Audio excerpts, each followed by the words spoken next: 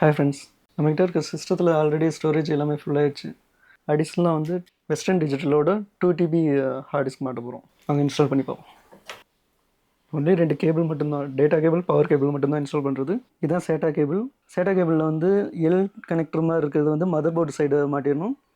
அதை 2 வந்து இங்கே ஹார்ட் டிஸ்கில் மாட்டுற மாதிரி இருக்கும். ஸோ டேட்டா வந்து இந்த இடத்துலையும், இந்த இடத்துல வந்து பவருக்கு எஸ்எம்பிஎஸ்லேருந்து பவரும் இவ்வளோ மாற்ற மாதிரி இருக்கும்.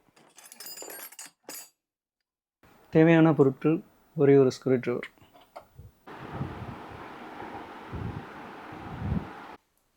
ஓகே,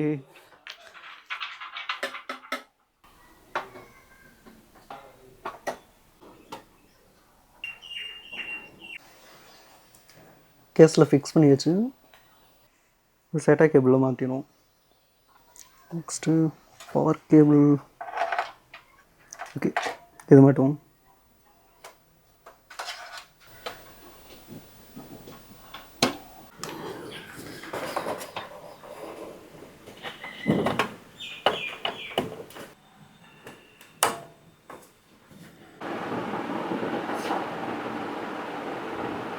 ஹார்ட் டிஸ்க் இன்ஸ்டால் பண்ணியாச்சு. ஸ்டோரேஜில் காட்டுது, பட் இங்கே இன்னும் ஆக்டிவேட் ஆகலை. இதுக்கு ஜஸ்ட் ஸ்டார்ட்டில் வந்து ரைட் கிளிக் பண்ணி டிஸ்க் மேனேஜ்மெண்ட். ஸோ இந்த பாப்அப் மெனுவில் வந்து ஜிபிடியே இருக்கட்டும். இந்த இடத்துல இந்த 2 TB போட்டது வந்து இன்னும் அன்அலோகேட்டடில் இருக்குது. So right click, new simple volume, next. You can name the label and then next and finish. So activated.